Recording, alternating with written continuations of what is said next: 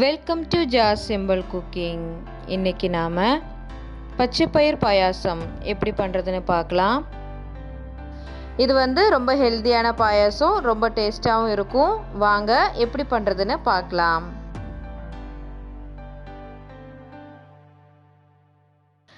பச்சைப்பயிர் பாயாசம் பண்ணுறதுக்காக நான் இங்கே 1 கப் அளவுக்கு பச்சைப்பயிர் எடுத்திருக்கேன். இது இப்போது நல்லா அலசி எடுத்துடலாம். இப்போ இது நல்லா அலசியாச்சு. இப்போ நாம் இது ஒரு குக்கருக்கு மாற்றிடலாம்.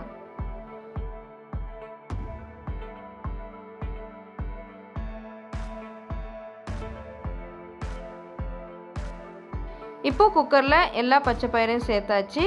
இப்போ இதில் தேவைக்கேற்ப தண்ணி சேர்த்துக்கலாம். நான் இங்கே 3 கப் அளவுக்கு தண்ணி சேர்த்துருக்கேன். இப்போ நாம் இதை வேக வச்சிடலாம். இப்போ ஸ்டவ்வை ஆன் பண்ணியாச்சு. இப்போ நாம் குக்கரை ஸ்டவ் மேலே வச்சிடலாம். இப்போ குக்கரை மூடி ஒரு 4 விசில் வர வரைக்கும் வெயிட் பண்ணலாம். ஃப்ளேமை மீடியமில் வச்சுக்கோங்க. நீங்கள் பச்சைப்பயிரை ஊற வைக்கிறீங்கன்னா 2 விசில் வச்சாலே போதும்.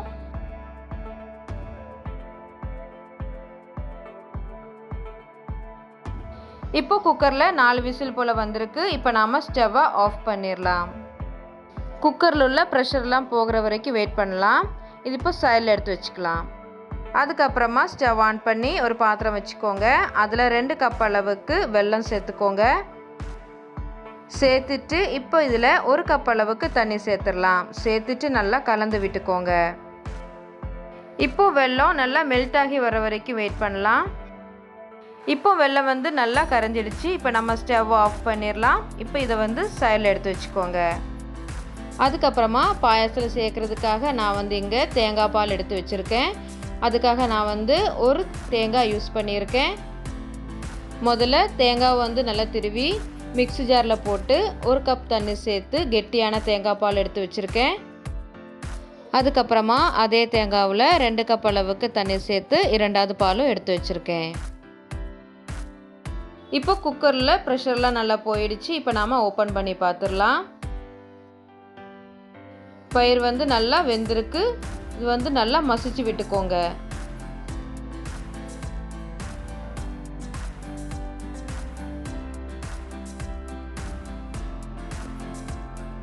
இப்போ பயிரை நல்லா மசிச்சு விட்டாச்சு. இப்போ நாம் இதை ஒரு பெரிய பாத்திரத்துக்கு மாற்றிடலாம். அதுக்காக ஸ்டவ் ஆன் பண்ணி ஒரு பெரிய பாத்திரம் வச்சுருக்கேன். இப்போ இதில் நம்ம வேக வைத்த பச்சை பயிரை சேர்த்துடலாம்.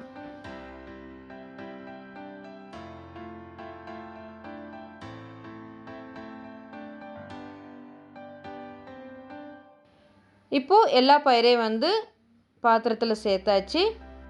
இப்போ நாம் இதில் நம்ம ஏற்கனவே கரைச்சி வச்சுருக்கிற வெல்லத்தை இதில் நல்லா அரித்து சேர்த்துடலாம். தூசி ஏதாவது இருந்துச்சுன்னா வந்துடும். அதுக்காக தான் அரித்து சேர்த்துக்கிறோம்.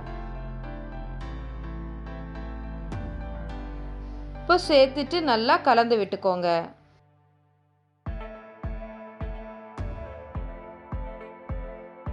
இப்போ வெல்லம் சேர்த்து நல்லா கலந்து விட்டாச்சு. இப்போ நாம் இதில் 2 ஸ்பூன் அளவுக்கு நெய் சேர்த்துக்கலாம். சேர்த்துட்டு நல்லா கலந்து விட்டுக்கோங்க. இப்போ ஃப்ளேமை மீடியமில் வச்சு இது கொஞ்சம் திக்காக வர வரைக்கும் நம்ம இதை கொதிக்க விட்டுடலாம். இப்போ பாயாசம் நல்லா திக்காக வந்திருக்கு. இப்போ நாம் இதில் 2 கப் அளவுக்கு 2வது பால் சேர்த்துடலாம். சேர்த்துட்டு நல்லா கலந்து விட்டுக்கோங்க. தேங்காய் பால் சேர்த்ததுக்கு அப்புறமா மீடியம் ஃப்ளேமில் வச்சு ஒரு 5 நிமிஷம் நல்லா கொதிக்க விடலாம். பாயாசம் நல்லா திக்காகிற வரைக்கும் நாம் இதை கொதிக்க விடலாம். அதுக்கப்புறமா ஒரு சின்ன கிணத்துல 1/4 ஸ்பூன் ஏலக்காய் தூள், 1/4 ஸ்பூன் சுக்குத்தூள், அதுக்கப்புறமா 1/4 ஸ்பூன் வறுத்து பவுடர் பண்ணி வச்சுருக்கிற ஜீரகத்தூள். இப்போ இதில் 1/4 கப் அளவுக்கு தேங்காய் பால் சேர்த்து நல்லா கலந்து விட்டுக்கோங்க.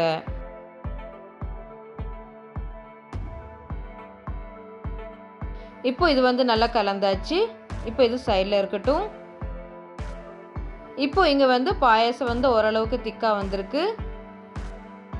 உங்களுக்கு பாயாசம் இன்னும் கொஞ்சம் திக்காக வேணும்னா 2 ஸ்பூன் அளவுக்கு அரிசி மாவை தண்ணியில் சேர்த்து நல்லா கலந்ததுக்கப்புறமா பாயாசத்தில் சேர்த்து நல்லா கலந்து விட்டுக்கோங்க. அப்போ பாயாசம் இன்னும் கொஞ்சம் நல்லா திக்காக க்ரீமியாக இருக்கும். இப்போது நல்லா கலந்து விட்டதுக்கப்புறமா நம்ம ஏற்கனவே தேங்காய் பாலை கரைச்சி வச்சுருந்தா ஏலக்காய், சுக்கு, ஜீரகத்தூளை சேர்த்த கலவையை நம்ம இதில் சேர்த்துடலாம். சேர்த்துட்டு நல்லா கலந்து விட்டுக்கோங்க.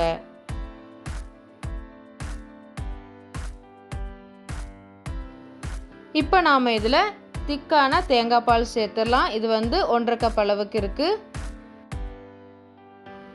சேர்த்துட்டு நல்லா கலந்து விட்டுக்கோங்க. திக்கான தேங்காய் பால் சேர்த்ததுக்கப்புறமா ரொம்ப கொதிக்கக்கூடாது. லைட்டாக ஒரு கொதி வந்ததும் நம்ம ஸ்டவ்வை ஆஃப் பண்ணிடணும்.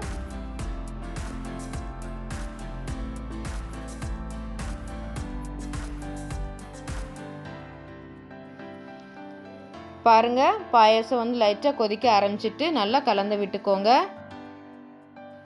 இப்போ நாம் ஸ்டவ்வை ஆஃப் பண்ணிடலாம். இதை நம்ம சைடில் எடுத்து வச்சிடலாம். அதுக்கப்புறமா நாம் இதில் நட்ஸ் எல்லாம் வறுத்து சேர்த்துடலாம். அதுக்காக ஸ்டவ் ஆன் பண்ணி ஒரு பேன் வச்சுக்கோங்க. பேன் சூடானதும் நம்ம இதில் இப்போது 2 ஸ்பூன் நெய் சேர்த்துக்கலாம். நெய் உருகுனதும் இப்போ இதில் 1/4 கப் அளவுக்கு சின்னதாக கட் பண்ணி வச்சுருக்கிற தேங்காய் துண்டுகளை சேர்த்துடலாம். சேர்த்துட்டு இது நல்லா பொன்னிறமாகிறதட்டியும் இது நல்லா வறுத்துடலாம்.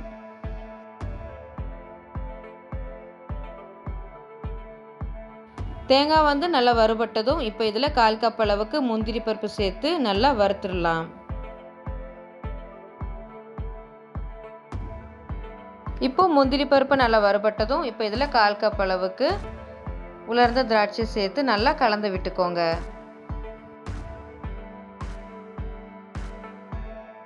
இப்போ எல்லாம் நல்லா வறுபட்டுடுச்சு. இப்போ நாம் இதை நம்ம பாயாசத்தில் சேர்த்துடலாம்.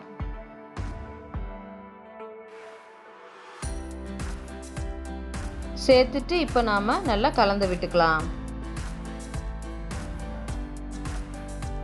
அவ்வளோதான், நம்ம ஹெல்த்தியான டேஸ்டியான பச்சைப்பயிர் பாயாசம் ரெடி ஆயிட்டு. கண்டிப்பாக வீட்டில் ட்ரை பண்ணி பாருங்கள்.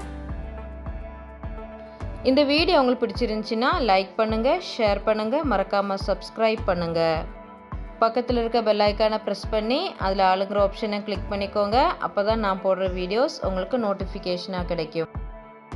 தேங்க்ஸ் ஃபார் வாட்சிங்.